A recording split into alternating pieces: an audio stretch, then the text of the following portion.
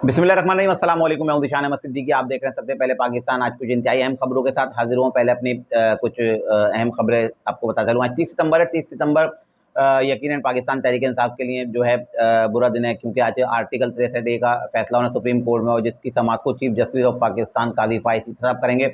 और इसका सारा अहवाल जो है मैं अपनी पिछले वीडियो में बता चुका हूँ कि क्या फैसला आना है और ये आर्टिकल 63A क्या है। तो आज उसकी समाअत भी है। और दूसरा, 30 सितंबर को नए डीजी आईएसआई सैयद आसिम मलिक साहब जो है आज अपने ओहदे का जो ज़ाहिर से मनसब संभालेंगे, जो उनको आज डीजी आईएसआई तैनात किया गया है। तो इससे पहले ज़ाहिर सी बात है वो फ़ौज से ही ताल्लुक़ रखते थे, और फ़ौज में एडजटेंट जनरल के तौर पे जो जहाँ डिसिप्लिन के सारे मामला देखे जाते हैं वहाँ उनकी तैनाती आज से वो बाकायदा डीजी आईएसआई। क्योंकि पाकिस्तान में अगर हम बात करें, पाक फ़ौज में दो ही जो है इंतहाई अहम ओहदे होते हैं, एक आर्मी चीफ और एक डीजी आईएसआई। तो आज 30 सितंबर को जो है आसिम मलिक साहब ने जो है अपना मनसब संभाल लिया, और उसके बाद जो चीज़ें तब्दील होंगी और जो चीज़ें सामने आएंगी वो देखिएगा, आपको इंशाल्लाह पता चलती रहेंगी, क्योंकि मैं अपने पिछले व्लॉग में इस पे भी तफसील से बात कर चुका हूँ। अब आता हूँ मैं अपनी असल खबर की तरफ।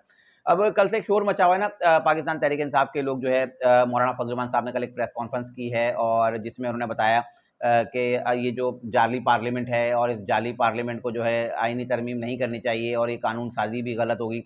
तो उसके बाद जो है पाकिस्तान तहरीक इंसाफ के लोगों के फिर मौलाना फजल रहमान साहब हीरो बन चुके हैं, क्योंकि मौलाना फजल रहमान साहब 5 साल के लिए जमीयत उलमा इस्लाम के जो है अमीर मुंतखब हुए, क्योंकि उनके इंटर पार्टी इलेक्शन हुए हैं। तो उसमें 5 साल के लिए वो अमीर मुंतखब हुए, तो उस हवाले से वो प्रेस कॉन्फ्रेंस कर रहे थे। तो उसमें उन्होंने इस जो मौजूदा हुकूमत है उसके लिए एक बात की। लेकिन पाकिस्तान तहरीक इंसाफ के लोग बड़ा, क्योंकि मौलाना फजल रहमान साहब एक अच्छे और ज़ीरक सियासतदान है, एक संजीदा सियासतदान है, वो बड़ी दूर की सोचते हैं, दूर अंदेश हैं। लेकिन पाकिस्तान तहरीक इंसाफ के लोगों ने उनका दूसरा पॉइंट नहीं सुना। अगर दूसरा पॉइंट सुनते तो शायद उनकी सोच तब्दील हो जाती, क्योंकि पाकिस्तान तहरीक इंसाफ के लोग अपने मतलब की बात समझते हैं और अपने मतलब की सुनते हैं। उसी के अगले ही लम्हे मौलाना फजल रहमान साहब ने एक बात की कि मैं, पाकिस्तान पीपल्स पार्टी और पीटीआई, हम तीनों मिलकर एक मसवदा तैयार कर रहे हैं आईनी तरमीम के लिए। अगर ये जाली पार्लियामेंट है तो मौलाना फजल रहमान साहब का अगला लफ्ज़ भी सुन लें। अगला लफ्ज़ उन्होंने ये कहा है कि पाकिस्तान पीपल्स पार्टी, पीटीआई और जेयूआई मिलकर एक नया आईनी मसवदा तैयार कर रहे हैं, और मसवदा जो है ज़ाहिर सी बात है फिर पार्लियामेंट में पेश होगा, और पार्लियामेंट में जाके उसमें जो भी तरमीम हो सकती है, जो एक नया एक आईनी जो एक बिल आ रहा है जिसमें आईनी अदालतें बनेंगी। तो मैंने कहा ये बताया चलूँ, क्योंकि यूथ के थोड़े से जल्दबाज होते हैं ना, तो वो मिठाइयाँ बहुत जल्दी ले लेते हैं और जल्दी से वो बांटना और खाना शुरू कर देते हैं। तो मैंने कहा थोड़ा ये निशानदेही कर दूँ कि मौलाना फजल रहमान साहब की प्रेस कॉन्फ्रेंस एक बार फिर से आप लोग सुन लीजिएगा। अब आते हैं असल खबर की तरफ, जो असल और बड़ी खबर है। साबिक chief justice of Pakistan Saqib Nisar साहब जो है 3 दिन तक जो है पिंडी के मेहमान बने, और पिंडी में वो किन के मेहमान बने वो आप समझ सकते हैं। इससे पहले जब वो लंदन से वापसी आए थे तो लाहौर में 3 दिन इनसे जो है कुछ लोगों ने मुलाकात की, कुछ इंतहाई अहम मुलाकातें हुई, और इनसे जो है तफ्तीश की गई, और इनसे पूछा गया कि किस तरह से जब ये चीफ जस्टिस ऑफ पाकिस्तान थे, जो इमरान खान साहब को बड़ा ये प्रोटोकॉल और रिलीफ देते थे ना, तो अब इनको जो है 3 दिन जब मेहमान बनाया गया है, और इनसे जो है फैज़ हमीद साहब की मुलाकात भी कराई गई है, क्योंकि फैज़ हमीद साहब का तो मिलिट्री ट्रायल होना है कि किस तरह से फैज़ हमीद साहब ने जो साबिक डीजीएसआई थे, कि उन्होंने किस तरह से जो मुल्क की मईशत या इदारे में जो कुछ करने की कोशिश उन्होंने की। तो यकीनन जब वो मिलिट्री ट्रायल होगा तो वो तमाम चीज़ें जो है सामने आ जाएँगी। क्योंकि अब ये आप अभी के एहतजाज देख रहे हैं ना, पाकिस्तान तहरीक इंसाफ के जो एहतजाज हैं, असल मसला ये है। क्योंकि अलीमा खान साहब अभी कह रही हैं ना कि इमरान खान का जो है अब मिलिट्री ट्रायल करने की कोशिश की जाएगी, और इमरान खान जो है ज़हनी तौर पे तैयार नहीं है, और उनका मिलिट्री ट्रायल नहीं होना चाहिए। तो यकीनन ये इसी बात की तरफ निशानदेही है कि इमरान खान साहब का साथ अब क्या होने जा रहा है। अब इमरान खान साहब को पता है कि इससे तो कोई गर्ज़ नहीं है ना, कि मुल्की मईशत आपको पता है दुरुस्त सिमत में आ रही है। आईएमएफ से मुआहिदा जो है आपको पता है कंटिन्यू हो गया, चीनी वज़ीर-ए-आज़म आ रहे हैं, मुल्की मईशत दुरुस्त सिमत में आ रही है। उससे कोई गर्ज़ नहीं है इमरान खान साहब को। इमरान खान साहब ने बस कहना है कि मुझे आपने बाहर निकालना है, मुझे वज़ीर-ए-आज़म बनाना है, बाकी सबकी ऐसी की तैसी मारो। तो अब 2 साल कड़वे हैं, आईएमएफ से अगर मुआहिदा करते हैं, तो मैं आपको ये व्लॉग कर रहा हूँ, मेरा ये व्लॉग संभाल के रखिएगा। अगर ये हुकूमत चलती रही और 2 साल थोड़े सख्त हैं, जो आईएमएफ से जैसे हमारे जो इमरान खान साहब अपने दौरे हुकूमत में कुछ खिलाफ वर्जियाँ करके गए हैं, उसके बाद जो आईएमएफ ने हम पे जो कुछ जुर्माने किए हैं, तो यकीनन 2 साल बड़े सख्त हैं, लेकिन 2 साल बाद आपको रिलीफ मिलना शुरू होगा। ये अगर 1.5-2 साल पहले मेरा व्लॉग उठा लें, मैं कहता था पेट्रोलियम मसनूआत की कीमतें सस्ती होंगी या शायद खुर्दनोश की कीमतें कम होंगी, तो आपके सामने डॉलर कम होगा, तो आप सारी चीज़ें आपके सामने हैं।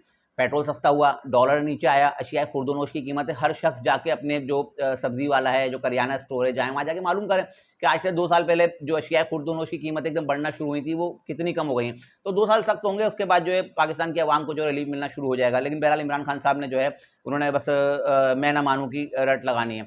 तो अब फैज़ हमीद साहब तो पहले एक थे सामने जो इमरान खान साहब के खिलाफ यकीनी तौर पर वादा माफ गवाही या एक गवाही के तौर पे सामने आते। अब साकिब निसार साहब भी आ गए हैं और साकिब निसार साहब ने जो है उनसे पूछा गया कि किस तरह से, क्योंकि इन्होंने तो साल 2032 तक के लिए इमरान खान साहब को ये प्रोजेक्ट लॉन्च किया था ना, कि किस तरह से इमरान खान साहब ने ही सिस्टम को चलाना है, फैज़ हमीद साहब के कहने पे जो साकिब निसार साहब करते रहे सब कुछ। तो उसी तरह एक लिस्ट बनी हुई थी कि पहले काजी फाइज साहब आना था, फिर मंसूर अली शाह चीफ जस्टिस बनते, फिर मुनीब अख्तर साहब बनते, फिर याहिया अफरीदी बनते, फिर अमीन खान बनते, फिर जमाल मंदोखेल बनते, फिर आयशा खान बनती, और इस तरह जो है ये सिलसिला चलता रहता। तो 2032 तक का एक प्रोजेक्ट था जिसमें था कि इमरान खान साहब जो वज़ीर आज़म रहेंगे और इमरान खान साहब ने सब कुछ करना है। तो अब ये तमाम चीज़ें जो है बेनकाब हो चुकी हैं, तमाम चीज़ें आ रही हैं, क्योंकि ज़ाहिर-सी बात है एक मुल्की मईशत और मुल्की सालमियत को जब खतरे में डाला जाएगा तो फिर जो हमारी फ़ौज किसी को नहीं छोड़ती, चाहे वो अब उनके अपने इदारे के लोग हों। तो पाक फ़ौज का बड़ा अच्छा अमल है कि उन्होंने अपने इदारे के लोगों का ही एहतसाब का अमल शुरू किया है। इसके अलावा जो फैज़ हमीद साहब हैं, वो तो आपको पता है पहले ही उनके लिए बड़े सारे मामला चल रहे हैं। और अगर हम बात करें तो रावलपिंडी के कमिश्नर जो 8 फरवरी के इलेक्शन में सामने आए थे ना, लियाकत चड्ढा साहब, तो वो उनके हवाले से भी कुछ खबरें आई हैं, और जिसमें ज़ाहिर-सी बात है उन्होंने इतना बड़ा इंकशाफ किया था पिंडी के इलेक्शन के हवाले से कि नून लीग जो है हारी है और धांधली हुई है, फलाना, उनका ज़मीर जाग गया था।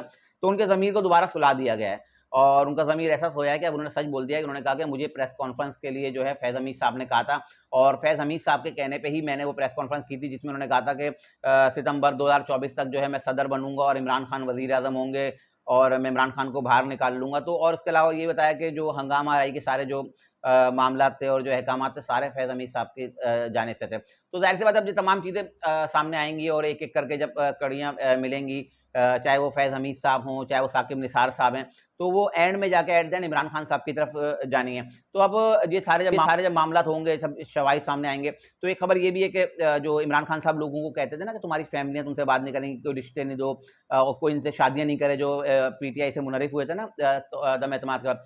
तो अब फैज़ हमीद साहब के हवाले से भी खबर है, मैं भी पढ़ रहा था एक सीनियर सहाफ़ी की, तो जिसमें उन्होंने बताया कि फैज़ हमीद साहब ने एक दफ़ा जो है जब इनके फ़ौजी कस्टडी में ना, तो इन्होंने अपनी साहबज़ादी से बात करने की कोशिश की और कहा कि मेरी साहबज़ादी से बात कराइए, तो साहबज़ादी से इनकी बात कराई गई। तो साहबज़ादी ने कहा कि आपको मना कर रही थी ना कि आप इनके बीच में ना आएँ और इनके इस मामले में ना पड़ें, इस मामले में ना कूदें। तो अब उनकी साहबज़ादी ने भी उनसे नाराज़गी का इज़हार किया, यानी कि जो आप दूसरों के लिए गड्ढा खोद रहे थे, तो वो उस गड्ढे में आप लोग खुद भी गिरते जा रहे हैं आहिस्ता-आहिस्ता। तो अब जो अली अमीन गंडापुर साहब के बड़े दावे हैं ना कि मैं अब अगला मार्च जो है अडियाला जेल की तरफ होगा और उन्होंने कह दिया कि अब जो है इनकलाब लेके आएँगे। तो अली अमीन गंडापुर अगर अब आते भी हैं ना पिंडी की तरफ, तो ये पंजाब में अब दाखिल नहीं होंगे, ये मैं आपको बता दूँ। ये अडियाला जेल तो के पास जाके एहतजाज करना दूर, ये अडियाला जेल की तरफ अब देखेंगे भी नहीं। क्योंकि अब इमरान खान साहब के गिर्द जो है शिकंजा जो है उसको मज़ीद सख्त किया गया है, और अब इमरान खान साहब से इन्वेस्टिगेशन होंगी या इनके पास जब टीमें जाएँगी ना, तो यकीनी तौर मैं कह सकता हूँ कि अब इमरान खान साहब से जो है तफ्तीश नहीं होगी, बल्कि इमरान खान साहब को शायद अपने मेहमान बनाकर ले जाया जाए और इमरान खान साहब के खिलाफ मिलिट्री ट्रायल अब मुझे होता हुआ दिखाई दे रहा है। ये थी आज की कुछ अहम खबरें, जिसके बाद मैं हर रोज़ इंशाल्लाह मज़ीद खबरों और नई तजदीद के साथ फिर हाज़िर हूँ। तब तक के लिए याद दीजिए, अल्लाह हाफ़िज़।